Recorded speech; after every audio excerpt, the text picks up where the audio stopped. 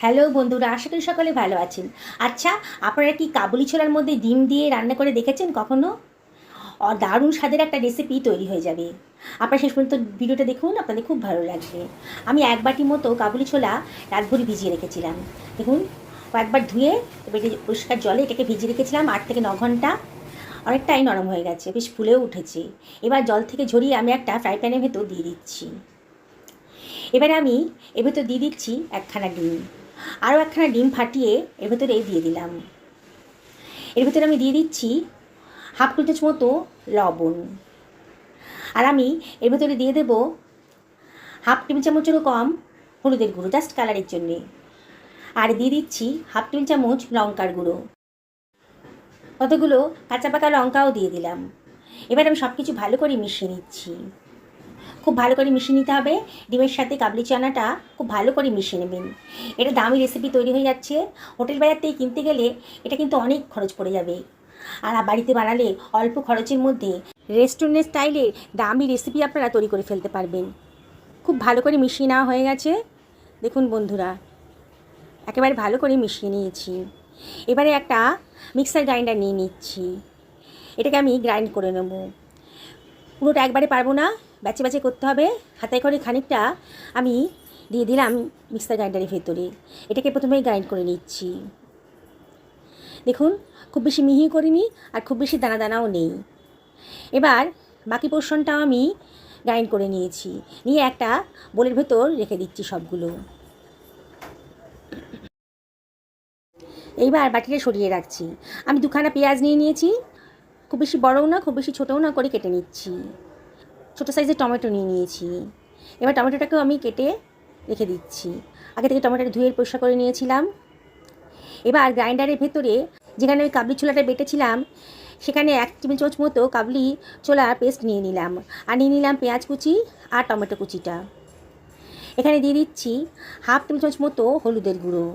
আর দিয়ে দিচ্ছি 1 টেবিল চামচ ধনের গুঁড়ো, হাফ টেবিল চামচ মতো জিরের গুঁড়ো।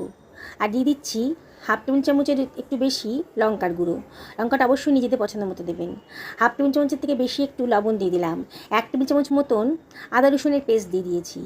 আর সামান্য একটু জল দিয়ে এটাকে আমি গ্রাইন্ড করে নিচ্ছি। দেখুন বন্ধুরা, একটা স্মুথ পেস্ট তৈরি হয়ে গেছে। এবার এটাকে আমি সরিয়ে রাখছি। কাবুলি ছোলার পেস্টটার মধ্যে আমি দিয়ে দিচ্ছি 4 টেবিল চামচ মতো বেসন। এখানে হাফ বাটি মতো হবে, আমি চামচ মাপে নিয়েছি।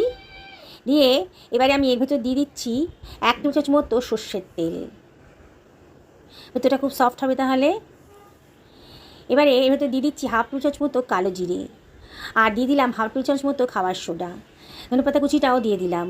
দিয়ে সব কিছু ভালো করে মাখিয়ে নিচ্ছি। হাত দিয়ে করছি, হাত দিয়ে মাখলে খুব সুবিধা হবে, সেই জন্য আমি হাতটা ধুয়ে পরিষ্কার করে হাত দিয়ে মেখে নিচ্ছি। কিছু ভালো করে মিশিয়ে নিতে হবে। আমার খুব ভালো করে মাখা হয়ে গেছে। আমি এবার এটাকে সরিয়ে রাখছি। কিছুটা পোর্শন আমি এখান থেকে একটা বাটির ভেতর তুলে নিচ্ছি। আমি 2 রকমের রেসিপি আজকে করে দেখাবো আপনাদের। এক বাটি কাবুলি ছোলা দিয়ে 2 রকমের দামি দামি রেসিপি আজকে তৈরি হয়ে যাবে। কিছুটা পরিমাণ সরিয়ে রেখেছি যেখানে, তার ভেতর আমি দিয়ে দিচ্ছি পেঁয়াজ কুচিটা। আর এবারে একটু মেখে নিচ্ছি। আর এর ভেতরে আমি দিয়ে দিচ্ছি কতগুলো কাঁচা লঙ্কা কুচি। কাঁচা লঙ্কাটা অবশ্যই আপনারা নিজেদের পছন্দ মতো দেবেন। আমরা একটু লঙ্কা খেতে ভালোবাসি বলে এখানে কাঁচা লঙ্কাটা দিয়ে দিলাম। দিয়ে সব কিছু আবারও ভালো করে হাত দিয়ে মাখিয়ে নিচ্ছি। বন্ধুরা, দুখানা রেসিপি আজকে আপনাদেরকে তৈরি করে দেখাবো। দুটোই খুবই বানানো সোজা। একই পদ্ধতিতে দুখানা রেসিপি তৈরি হয়ে যাবে। খুব ভালো করে মাখিয়ে নিলাম। মাখানো হয়ে গেছে। আমি একটা কড়াই বসিয়ে দিয়েছি। কড়াইতে সর্ষের তেল গরম করতে দিয়ে দিয়েছি। তেলটা গরম হয়ে গেছে যখন, সামান্য একটুখানি লবণ দিয়ে দিলাম, তাহলে তেলের কাঁচা গন্ধটা আর থাকবে না লবণটা দিলে পরে। এবার তেলটা বেশ গরম হয়ে গেছে যখন, মিডিয়াম টু লো ফ্লেমে রেখে ছোটো ছোটো আকারে গড়ে, বড়ার আকারে গড়ে আমি এগুলোকে তেলে ভেজে নিচ্ছি। বুঝতেই পাচ্ছেন আমি আজকে কাবুলি ছোলার পকোড়া বানাচ্ছি। এই ধরনের রেসিপি অনেকের কাছেই অজানা। আপনারা যদি এই ধরনের রেসিপি আগে খেয়ে থাকেন তবে অবশ্যই কমেন্ট করে জানাবেন। আর যদি না খেয়ে থাকেন তাহলে অবশ্যই ট্রাই করবেন। দারুণ সুস্বাদু, অল্প খরচের ভেতরে দামি একটা রেসিপি। না একটা না, দুখানা রেসিপি তৈরি হয়ে যাচ্ছে। আমি এই পকোড়াগুলোকে খুব ভালো করে এপিট ওপিট উল্টে নিয়ে ভেজে নিচ্ছি। গ্যাসের ফ্লেমটা মিডিয়াম টু হাইতে রেখেছি। আর অনবরত কিন্তু নাড়তে হবে। আস্তে আস্তে পকোড়ার কালারগুলো চেঞ্জ হয়ে যাচ্ছে, বোঝাই যাচ্ছে পকোড়াগুলো বেশ সুন্দর করে ভাজা হয়ে যাচ্ছে। দেখুন বন্ধুরা, কালারটা পুরো চেঞ্জ হয়ে গেছে। এবার একটা স্ট্রেনারের সাহায্যে আমি তেলটা যত সম্ভব ঝরিয়ে নিয়ে এটাকে আমি অন্য একটা পাত্রের ভেতর তুলে রাখছি। দেখুন বন্ধুরা, কত অল্প খরচের ভেতর দামি একটা স্ন্যাক্সের রেসিপি তৈরি হয়ে গেল। বাকি পকোড়াটাও আমি একইভাবে ভেজে নেব। বন্ধুরা, রেসিপিটা যদি ভালো লাগে তাহলে লাইক করবেন, কমেন্ট করবেন আর বন্ধুবান্ধব আত্মীয় স্বজনের সাথে শেয়ার করবেন। দেখুন বন্ধুরা, পরের ব্যাচের পকোড়াগুলো কিন্তু আমার ভাজা হয়ে গেছে। এপিট ভালো করে নাড়াচাড়া করে এগুলোকে আমি ভেজে নিচ্ছি। দারুণ মুচমুচে পকোড়া তৈরি হয়ে গেল। আপনারা এটা সকালবেলাও খেতে পারেন, বিকেলে চা কফির সাথেও স্ন্যাক্স হিসাবে এটা দারুণ মুখরোচক আর ভীষণ হেলদিও বটে। সেজওয়ান সস দিয়ে খেয়ে দেখুন, কিংবা টমেটো কেচাপ দিয়েও খেতে পারেন। আমি একটা ভেঙে দেখাচ্ছি, দেখুন কতটা মচমচে হয়েছে আর কতটা সুস্বাদু। দেখুন বন্ধুরা, চায়ের সাথে দারুণ জমে যাবে কিন্তু সন্ধ্যাটা আজকের। চলুন বাকি রান্নাটাও করে ফেলি। কড়াইতে তেলটা গরমই আছে। আমি এবার চানা মশলার ডো থেকে গোল গোল করে নিয়ে তারপরে চ্যাপটা করে নিয়ে গরম তেলেই ছেড়ে দিচ্ছি। এগুলো তৈরি হচ্ছে কোফতা। একসঙ্গে বেশি দেবো না, তাহলে একটার সঙ্গে একটা লেগে গিয়ে সবগুলো ভেঙে যাবে। আর দিয়ে সঙ্গে সঙ্গে কিন্তু নাড়বেন না, ওপর থেকে একটু তেল ছিটিয়ে দেবেন, তাহলে ওপর নিচটা শক্ত হয়ে যাবে, মানে ভাজা হয়ে যাবে, আর ওপরটাও বেশ শক্ত হয়ে যাবে। দেখুন ওপরটা যখন শুকিয়ে গেছে তখন এবার এটাকে এপিট ওপিট করে আমি ভালো করে ভেজে নিচ্ছি। মিডিয়াম টু লো ফ্লেমে খুব ভালো করে ভাজতে হবে, না ভালো করে ভাজলে পরে কিন্তু ভেতরটা কাঁচা কাঁচা থাকবে, তখন খেতে ভালো লাগবে না। অনবরত আমি তেল ছিটিয়ে ছিটিয়ে দিচ্ছি। এইভাবে নাড়াচাড়া করে এই পকোড়াগুলোকে খুব সুন্দর করে ভেজে নিতে হবে, মাঝে মাঝে একটু ওলট পালট করে দিতে হবে। বন্ধুরা, অসম্ভব টেস্টি রেসিপি আজকে তৈরি হয়ে যাচ্ছে। বেশ সুন্দর করে ভাজা হয়ে গেছে যখন, আমি এটাকে তুলে রাখছি। নতুন বন্ধুদেরকে রিকোয়েস্ট করব আমার চ্যানেলটা সাবস্ক্রাইব করার জন্যে। পাশে থাকা বেল আইকনটা অবশ্যই ক্লিক করে দেবেন, তাহলে আমার রান্নার নোটিফিকেশানটা আপনারা চটজলদি পেয়ে যাবেন। বাকি কোপ্তাগুলো আমি একইভাবে ভেজে নিচ্ছি।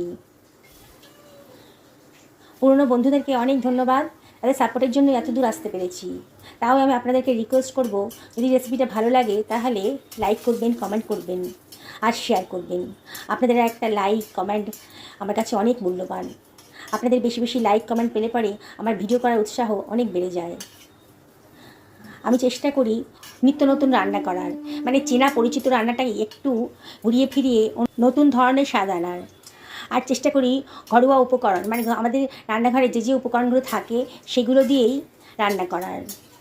আমার রান্নাতে খুব একটা বাইরের দামি দামি জিনিস কিনতে হয় না, তাই অল্প খরচের মধ্যে ঝটপট যদি নতুন কিছু স্বাদের রান্না দেখতে চান তাহলে আপনাদেরকে আমার চ্যানেলটা সাবস্ক্রাইব করে রাখতে হবে। দেখুন কথা বলতে বলতে কিন্তু বাকি কোপ্তাগুলো আমার ভাজা হয়ে গেছে। অনেকটা পরিমাণ তেল ছিল, তাই কিছুটা তেল আমি সরিয়ে রাখছি।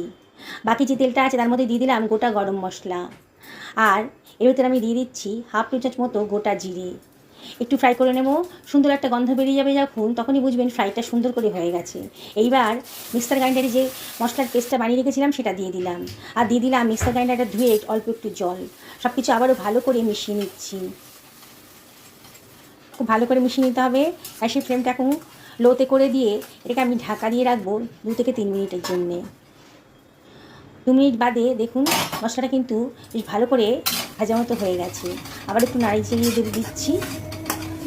খুব বেশি তেল তো দিইনি, তাই মশলা থেকে তেল বেরোবে না, কিন্তু মশলাটা বেশ ভালো করে কষানো হয়ে গেছে। এই অবস্থায় দিয়ে দিলাম 2 টেবিল চামচ মতো দই আর বাটি ধুয়ে একটু জল।